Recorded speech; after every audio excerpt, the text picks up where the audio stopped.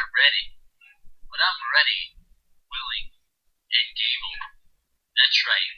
Unlike my host over there who did not write notes and wasn't ready and didn't remember his account from Spreaker. So and we apologize if he's extremely loud when you're listening to the podcast.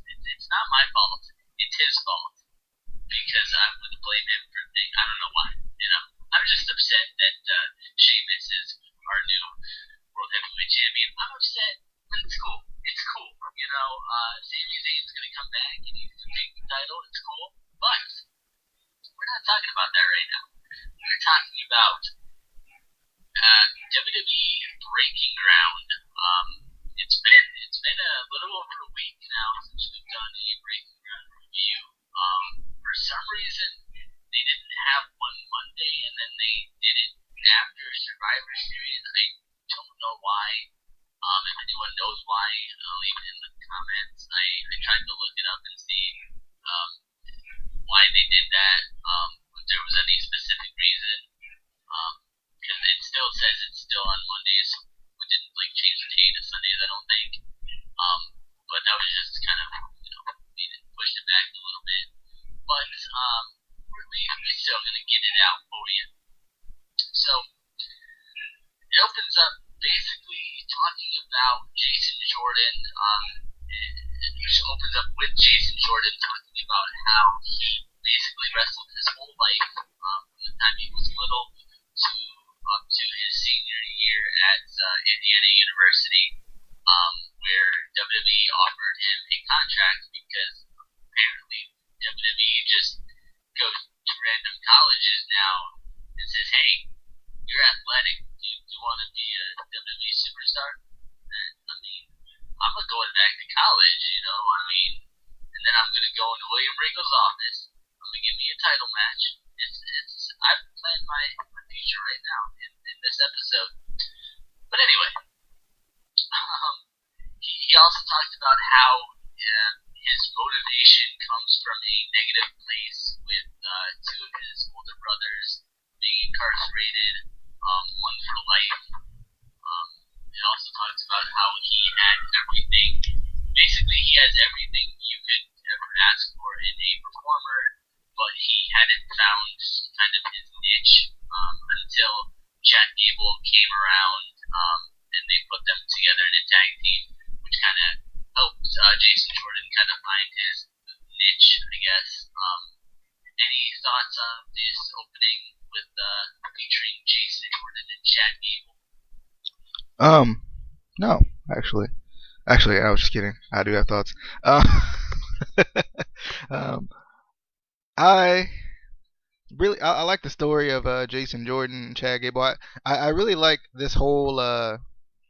That's why I like this show, because it kind of shows a little backstory on how they got there and what they've done to get there, which brings me back to the whole situation with Tyler Breeze and Jason Jordan on the last episode, where Jason Jordan was upset, and you could tell in this episode he was talking about how it was frustrating to have been there so long and whatnot, and he kind of appreciates it a little bit more because he's been there for so long. And I was kind of like, but last week you were upset at Tyler Breeze just over some wrestling shoes, and he's been through a lot of the same journey you have, at least in the WWE, from the WWE standpoint. I don't know. I definitely like the two journeys. I like that they kind of paired them together. I'm still confused on whether they're best friends or not. I don't know if that was sarcasm or what. They need to clear this up for me, because I was confused for a minute. Are they best friends or are they not? Darn it. Are they just a generic single team or are they best friends? Tell me, WWE. But it was kind of, I like how they kind of pinpoint the differences between, in their journey. You had Jason Jordan looking like he kind of like Darren Young a little bit when he first went with the curly hair and whatnot. And then you could tell the subtle differences just cutting a promo. He's gotten more comfortable, it feels like, especially with this kind of new, but I feel like natural character. Because before he looked like Black Mojo Rawley a little bit when he first came out. I was like, wait a minute, why ain't y'all why ain't y'all team them together? Come on, it's perfect. Mojo Rawley and Black Mojo Rawley. Come on, it's fine. But I definitely I like how this show it goes into like the different journeys. I think that's really cool because you don't really know how much work these guys have to put in until you watch them on the show. So or until you like watch them on Tough Enough, do nothing. Or, okay, you watch them on this show. Um, This show, the replacement for Tough Enough, where they did nothing. Next, they showed a little bit of ZZ living on his own for the first time in his groupie bus. It's an RV. It's not a bus. It's not a groupie bus. It's an RV. He bought an RV. He could have gotten an apartment. The man bought an RV. Come on now. He is that cool. He also said flip flops. Because the man wears either cowboy boots or rubber boots or flip flops. That's right. Similar to the flippity dippity, but it's flip flop. Subtle differences, but same idea. Any thoughts on ZZ and his groupie bus or well, in regards to flippy flops, I tell you, uh, I'm just wondering because he did say this, and I want to go on record that I heard it. CZ, I hear you, and I just want to know: can you really not tie your shoes, or was that a joke? Because he's a funny fella, so maybe he was joking, but maybe he can't tie his shoes, and that's an issue, ZZ. They may hate on you for the cardio, but you better learn how to tie your shoes, son. Um, no, because I don't know what you're gonna wear in the ring. You gotta tie. You can't be wearing. Well, I guess you could, technically you could, but I mean I just don't see. Oh, okay. Anyway, this episode kind of felt like Tough Enough. They were like showing how much he was struggling, and I was like, oh come on, man, come on, he's a cool fella. Yeah, he does. He has an RV. That's a lot different than Mojo Rawley's living style, but we'll get to that in a second. Um, you know, what did he call it again? I forgot already. The groupie bus. So it's obvious we get it. ZZ pulls, he pulls. So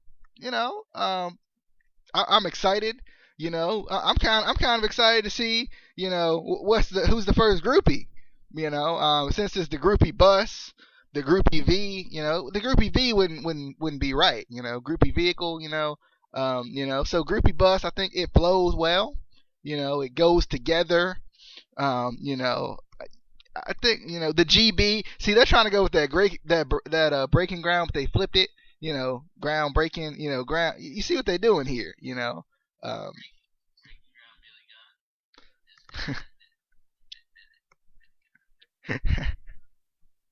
Um, but yeah, I definitely I'm interested in this the groupie bus. I might call my room the. Never mind. I'm just gonna stop. anyway, I heard, and this is just a rumor. I haven't. This isn't confirmed, but I heard his first groupie is gonna be JoJo. I'm just. Oh It's a rumor. no, that's a thing that can't happen. It just it can't. It can't. I mean, I love ZZ, but no, no. I don't know. I also heard that they were gonna put Mojo Raleigh and JoJo in a team together and call it Mojo JoJo. I'm gonna move on because these are just getting how much Powerpuff Girls have you watched recently? when you're a Powerpuff Girls fan, it's always in your mind, always in there. Uh, but anyway, we'll do another video on the Powerpuff Girls maybe possibly someday in the future.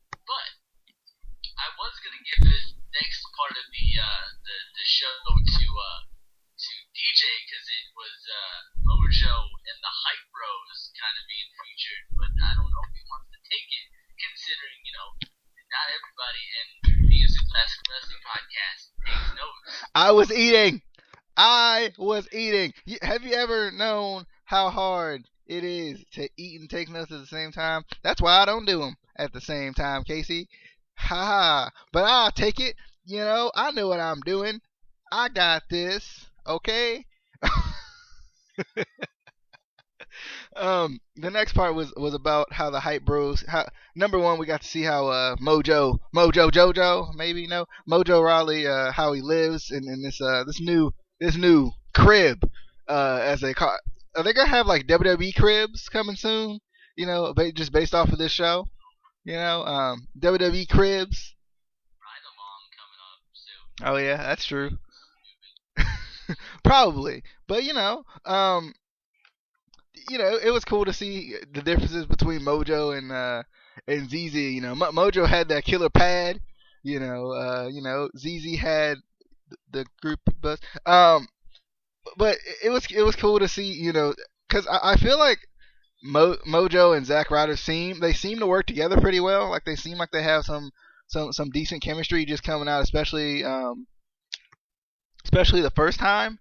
So I feel like you wouldn't notice these differences, from the outside looking in, unless they kind of showed them to you here. It was cool how different they are. They're definitely different. Zack Ryder's a little older than Mojo is, and we realized that Mojo likes to party. At first I was getting confused because when he calls himself Mojo, I get confused because I'm like, wait, your real name's not Mojo, so are you pulling one over our eyes or something, or do you really like to party, or are you joking with us right now, or like are you playing your character right now, or do you really like to party, Mojo? That's my question. But but yeah, I was hype about the Hype Bros. They played that part about him getting hype, him not just getting hype, him staying hype multiple times. Every time he said it, I screamed, "Stay hype!" Luckily, no one else was in the house, so no one was concerned. But nonetheless, I screamed anyway. But yeah, I think I like this part. It was cool to see how they came together. They talked about how kind of the issues that Mojo was struggling within like his I guess more so his, I don't know if it was his character or his work ethic. It was really weird. I was like, I don't see any problems with Mojo. He always hype. I mean, y'all just ain't hype. That's what it is. They ain't hype. So it's their fault. They ain't hype. I mean, but the problem is he's too hype.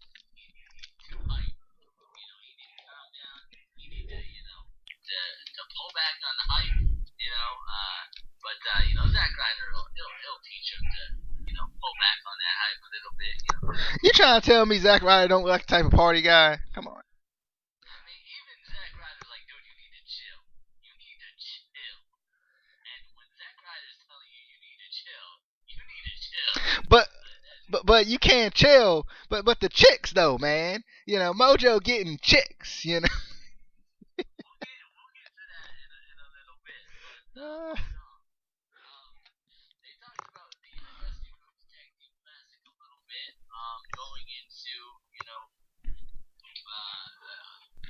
Chad Gable and Jason Jordan in the car on their way. I don't know where they were going. Maybe they were going to the grocery store. Maybe they go to the performance center. Maybe they're going out to dinner. But Chad Gable tried to take their relationship to the next level. He didn't want to just be tag team partners. He wanted to be best friends. He wanted to be the big BF.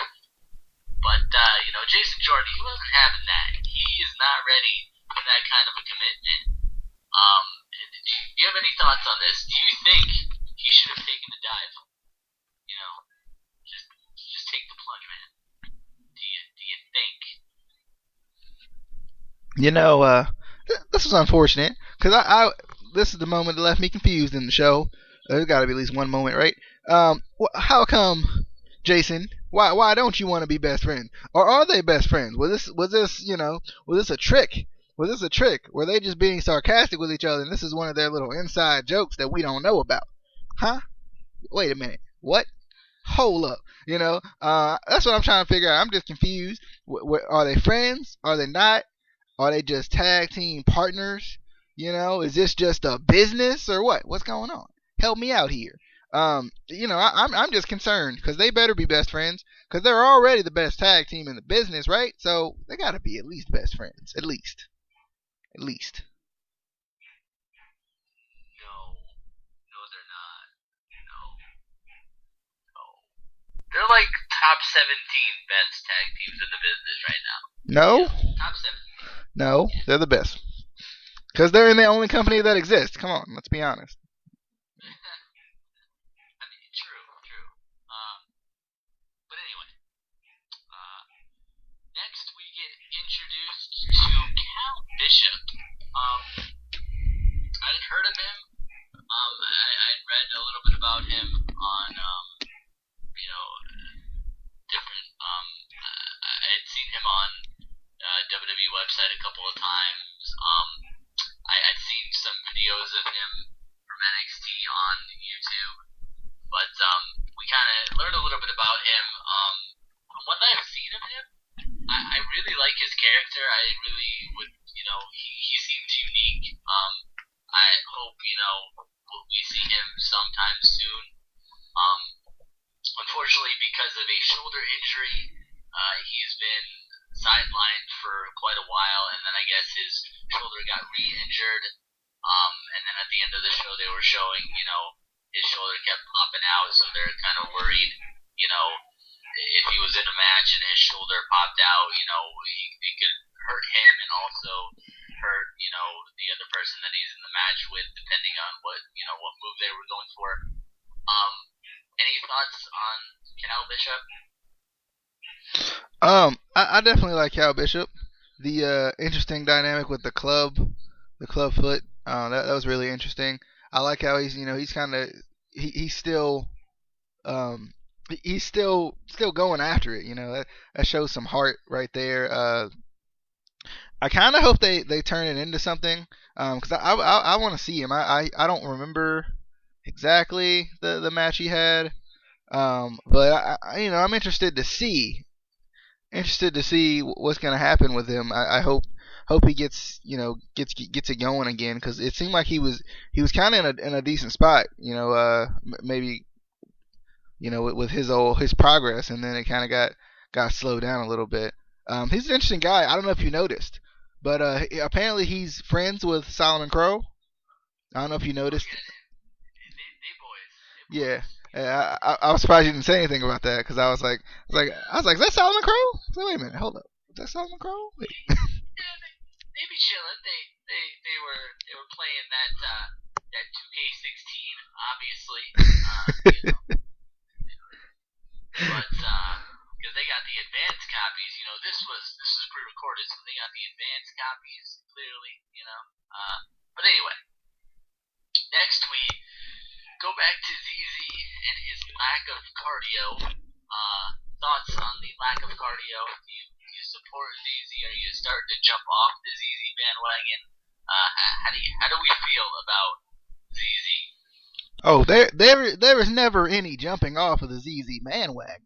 That's like not even a possibility. Like the ZZ bandwagon is everywhere. So if you try to jump off, you just jump to another spot.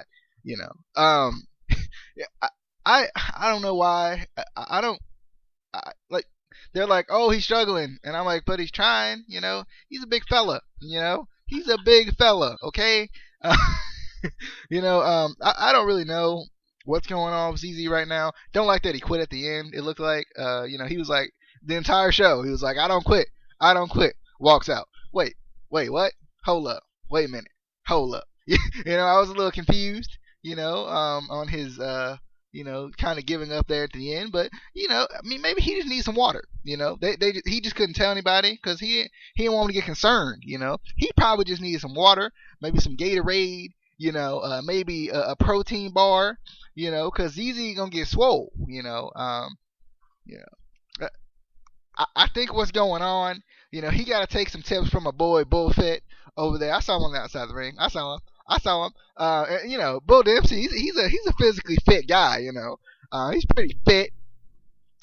So it's easy. Just take some notes. Talk to him a little bit. Y'all can become best friends, and then we can see what happens. I think that's what needs to happen, personally.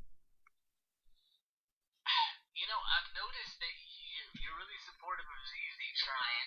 You were supportive of Bull Dempsey trying. Who else was trying? Michael Tarver was trying. Michael He Tarver. wasn't. He quit multiple times. He was trying. He was really trying. Anyway, but we won't talk about that because he was trying. Um, Next, they focused a bit on an ankle injury that Chad Gable sustained. I think it was in one of the Dusty Rhodes Tag Team Classic matches. One of the non-televised ones that we were told about, but we never actually saw the full match because WWE. Luckily, it seemed like it wasn't that bad of an injury. By the end of the show, he was getting ready for the next match. So that's good. Any thoughts on Reddy, Willie, and Gable being a little bit injured, but he's Reddy, Willie, and Gable, so that injuries don't stop you when you're Reddy, Willie, and Gable. Well. That is true. I would agree. I would agree with that. Yeah, the ankle injury. I think they said it was a sprain. Um, you know, it didn't hinder him too bad because I know he was. They had to move some things around, but I know we obviously watched the takeover match and it was a good match. So it didn't hinder him a lot. I can't remember how much of Jason Jordan we saw in that match. If we saw more of Jason Jordan than we did of Chad Gable or not because of the injury. I can't remember off the top of my head. But they obviously made it through the match and it was a good match. And that might have been a reason why they didn't go to the finals. Thinking about it too with that injury, maybe with the injury being a little bit more serious than they wanted it to be or something like that. I'm not really sure off the top of my head, but he was ready, willing, and Gable to fight off this injury. So it was upsetting to see Jason Jordan kind of getting, he was getting a little upset because he was like, this could hurt me. This could hurt me. They still, one thing about this though, they never mentioned the pairing with Jason Jordan and Ty Dillinger. We'll never forget, WWE. We'll never forget that you threw that away. We'll never forget. It's not finished yet, darn it. We will never, ever, ever forget it. Okay, WWE, never, ever. Ever.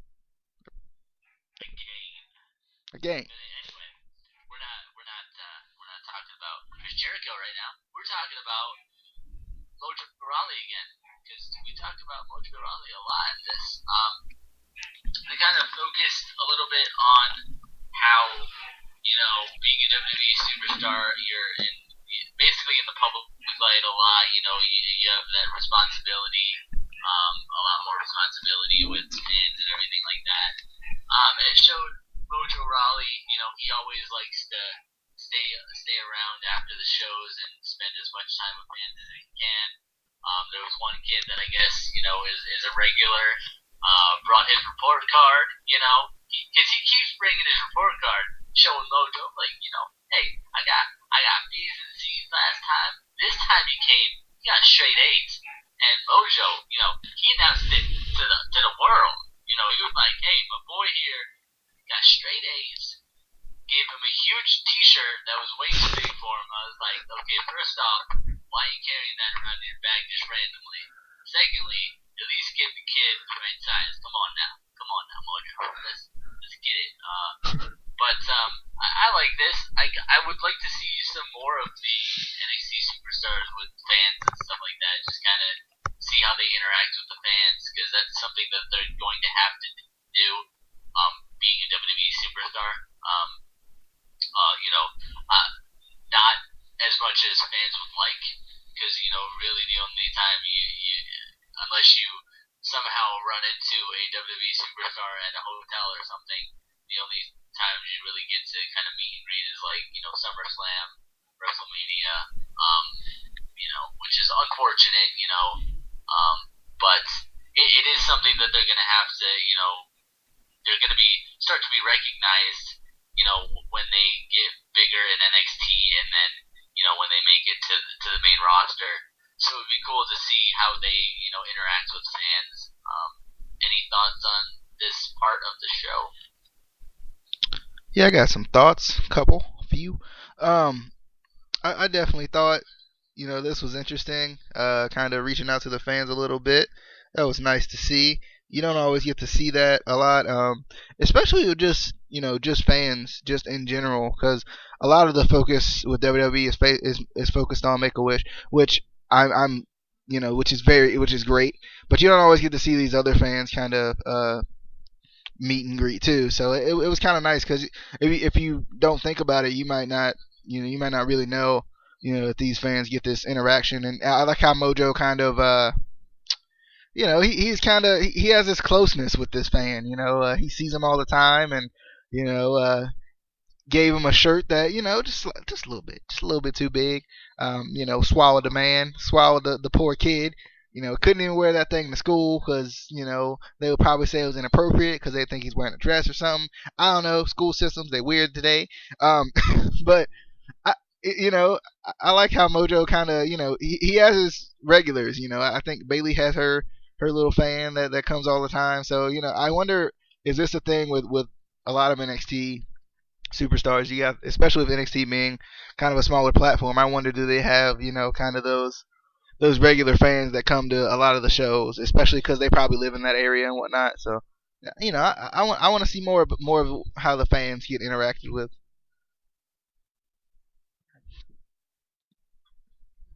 Right. Basically the last segment that I really wrote notes on was Mojo Rawley again, and Emma's partner driving to a venue. Mojo trying to get chicks' phone numbers in cars passing by. I was like, listen, Mojo, listen, I don't like her character. I don't like her character in NXT. But you trying to get chicks' numbers in other cars, and you at that hot block right there. Get her number. Look up with you got it right there, right there. What's wrong with you? I mean, I know you're trying to go with we're just friends. I mean, did she friend zone you? Did Dana Brooke friend zone you? Is that what this is?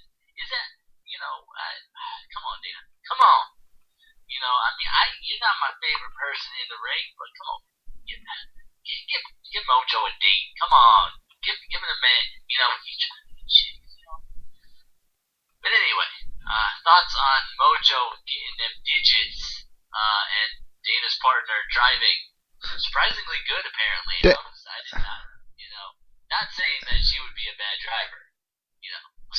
So Dana's partner now. So Emma came to the. Okay, anyway. What had happened was I wrote Dana and I read Dana, but I was still going for the Emma's partner gimmick that I had. I see.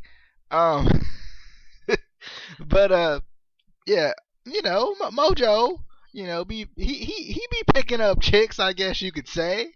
You know, still hype, still hype, no matter what. I like this part. It kind of showed the personality of Mojo. I don't know. I don't know what's up with the friend zoning of Dana Brooke. Maybe Mojo just wanted to try something new, see if it worked out. Because he always got Dana, to fall back on and whatnot. So maybe he was just trying something a little bit different. So she's just a backup plan. She ain't deserve that. I don't like her, but she don't deserve that. Come on now. Oh, you don't. You don't, Casey. Anyway, but maybe Mojo just wanted to, you know how at times you check to see if you still got it. So maybe him and Dana, they exclusive, but he just wanted to see if he still had it. I think that's what it was, because he was using a picture of Dana Brooke to write his number on. Anyway, so what? Wait. You know, just saying. Yeah, 'cause she got an ego, so she has to have pictures of herself in her car all the No, time. that's probably what WWE superstars do, Casey. They sign autographs. Casey, I don't know what they did with that picture though, because I don't know what it had on the back of it. All I saw was chicks. So Dana just turned around and signed it, and then somebody gonna get home and be like, "Wait, what's chicks mean?"